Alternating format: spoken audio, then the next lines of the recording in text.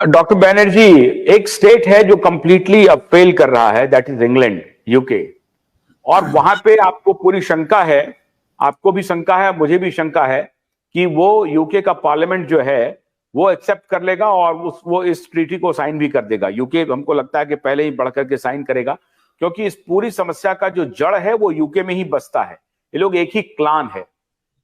तो भारत में चूंकि आज 26 जनवरी है, हम लोग बात कर रहे हैं, भारत में तो नरेंद्र मोदी सरकार पे सवाल उठना चाहिए और जिसने वो कुकर्म किया उस दौरान उसका इन्वेस्टिगेशन होना चाहिए। कोई नहीं कर रहा है उस इन्वेस्टिगेशन को।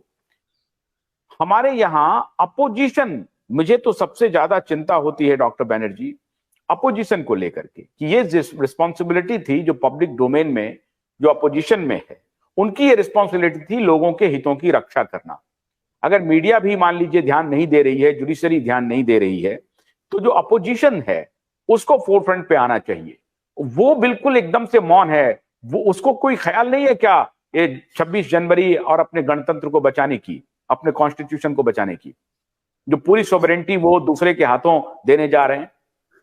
ये ऐसा है कि मेजोरिटी इंक्लूडिंग द ऑपोजिशन या उनके मेंबर ऑफ पार्लियामेंट या उनको भी टीटी के बारे में डिटेल नहीं मालूम है, क्योंकि हमारे जब खुद के पब्लिक हेल्थ प्रोफेशनल्स है उनको ठीक से नहीं मालूम है हमारे कम्युनिटी में। तो जो पॉलिटिशियन है उनके पास बहुत मुद्दे रहते हैं, तो हेल्थ का मुद्दा नीचे रहता है उनको, तो उनको जानकारी नहीं है। और ये एक WHO का यही एक सबसे बड़ा चाल है कि इसको ऐसे बहुत, उनके एक तो डॉक्यूमेंट्स बड़े लंबे लंबे रहते हैं, अंग्रेजी बड़ी लंबी रहती है, आधा चीज आम आदमी को समझ में नहीं आता है क्या लिखा है। और उसी में 300 अमेंडमेंट्स में धीरे धीरे वो ऐसा एक डॉक्यूमेंट बनाए हैं जो कि काफी कम लोग पढ़े हैं, कम लोग समझे हैं। और पर एक्चुअली समझना चाहिए, कॉन्स्टिट्यूशनल एक्सपर्ट्स को समझना चाहिए, या तो कॉन्स्टिट्यूशनल एक्सपर्ट को रिफर करना चाहिए वो डॉक्यूमेंट। हमारे देश का जो भी प्रतिनिधि उसको अगर दस्तखत करते हैं तो उसको पहले स्क्रूटिनाइज कराना चाहिए, जो कॉन्स्टिट्यूशनल लॉयर्स से या एक्टिविस्ट से, एथिसिस्ट से,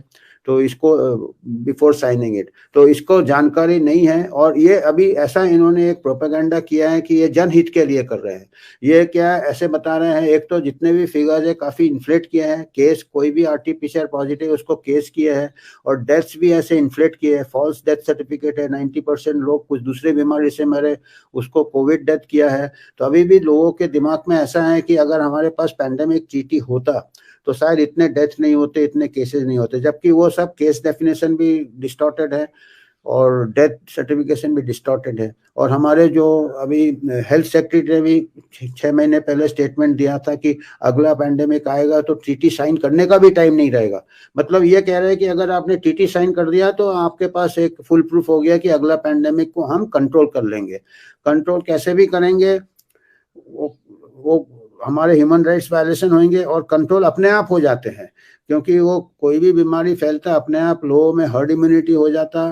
जो लोगों को हमको ट्रीटी साइन होने से कंट्रोल हो जाएगा, ट्रीटी साइन होने से कंट्रोल हो जाएगा। मतलब उसका मतलब यह है कि उसके बाद हमें अधिकार मिल जाएगा, हम आपको घर में कैद कर देंगे, हम जब चाहेंगे तब कह देंगे कि ये पेंडेमिक आ गया, जब चाहेंगे तब कोई भी प्रोटोकॉल आपको लागू कर देंगे। पेंडेमिक आने की जरूरत नहीं है। WHO ट्रीटी में लिखा हुआ है अकॉर्ड में कि अगर even in danger of a pandemic, अगर WHO को लगता है कि पेंडेमिक आ सकता है तो भी वो पावर एज्यूम कर लेगा। उनका कहना है कि हम पहले से करेंगे तो डेथ होंगे नहीं, डिजीज फैलेगा नहीं, तो वो कभी भी कुछ भी कर सकते हैं। अभी देखिए हमारे पास उदाहरण है, मंकी पॉक्स को उन्होंने डिक्लेयर कर दिया था पब्लिक हेल्थ इमरजेंसी, कुछ नहीं हुआ मंकी पॉक्स में। और अभी ऐसे गलतियां करने के बाद उनसे पूछना चाहिए, अकाउंटेबिलिटी के तो दूर है उनसे। अभी मेरे को तो लगता है ये TT एक प्रकार से वो डिफेंस कर रहा है, क्योंकि अगर ये अटैक नहीं करेंगे तो लोग क्वेश्चन पूछेंगे पिछले पैंडेमिक में इतने गड़बड़, इसीलिए इनको शायद इतना जल्दी है कि ये TT लाने से वो सेंसरशिप कर देंगे, तो पिछला पैंडेमिक का भी आप सवाल नहीं उठा सकते हो। तो मेरे को तो लगता है ये टेड्रोस एंड पार्टी जो है ये अपने बचाव के लिए सेल्फ डिफेंस में वो और अटैक कर रहे हैं। और बाकी लोग शायद समझना चाहिए, बाकी लोगों को। हो सकता है कि हर गवर्नमेंट इसमें इन्वॉल्व है, हर गवर्नमेंट ने गलती की है, हर बड़े साइंटिस्ट ने गलती की है, तो सब मिलके ये इसको एक प्रकार से चादर ढकने वाली बात है, ब्लैंकेट ढकने वाली बात है। तो ये तो मतलब आप सभी इन्वॉल्व है इसमें।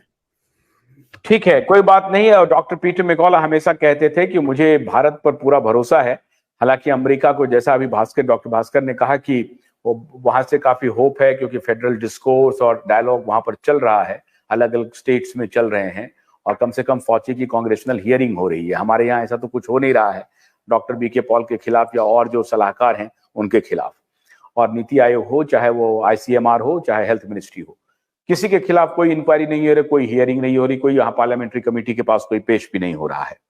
लेकिन क्यूवाइब नेटवर्क इज बैक, और अपने दर्शकों को ये बता दें कि क्यूवाइब इसको लेकर के शुरू हुआ था, इसी पेंडेमिक के दौरान हमने इसकी शुरुआत की थी।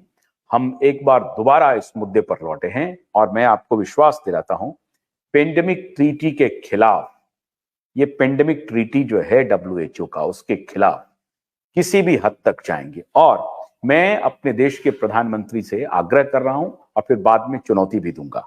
अभी आग्रह कर रहा हूं कि अगर ये साइन हो गया तो ये बात मान लिया जाएगा कि आप तानाशाही के तरफ बढ़ रहे हैं, और आप तानाशाही इस देश में लाना चाहते हैं। फिर आपके अभी तक के जितने अच्छे कृतित्व हैं सब धुल जाएंगे, और हम लोग आपके खिलाफ खड़े होंगे।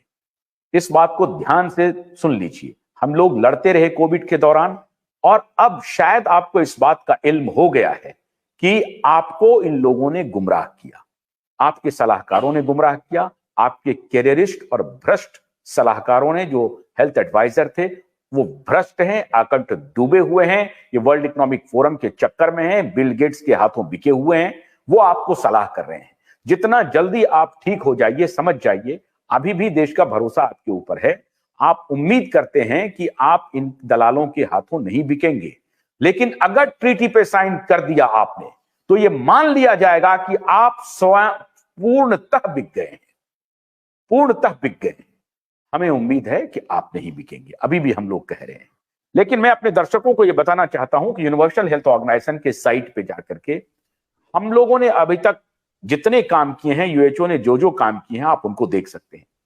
यूनिवर्सल हेल्थ ऑर्गेनाइजेशन के साइट पे uho.org.in पे आप साइंटिफिक एक्सप्लेनेशन देखेंगे।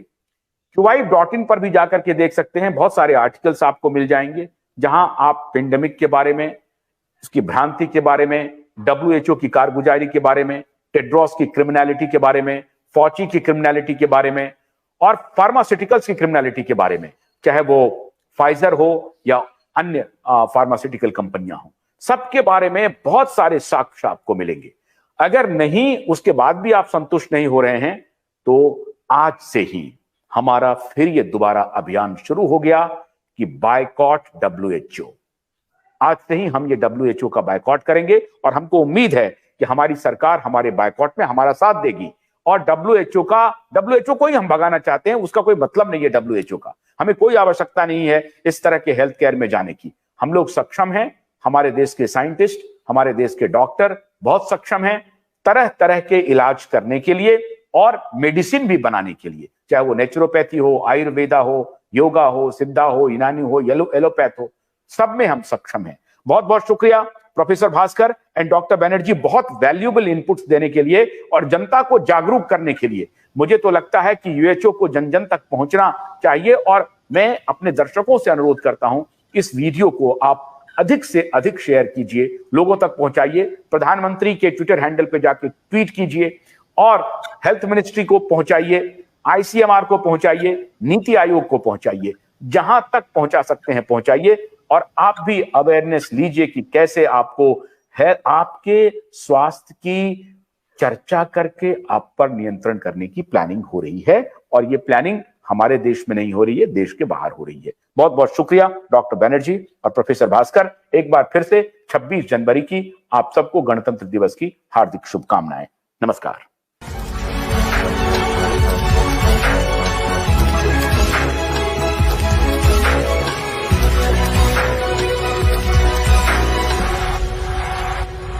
भोलानाथ का ब्रश कटर एक बैटरी से चलने वाली मशीन है, जिसका चार्जिंग समय 3.5 घंटे है। इसे हम 6 से 8 घंटे बिना रुके चला सकते हैं। एक बार चार्ज करने पर ये 16,000 स्क्वायर फीट गेहूं, चावल, बजरा, जोवर के खेत काट सकता है, जबकि इसी कार्य को पेट्रोल ब्रश कटर 1,000 रुपए पेट्रोल का खर्चा करता है।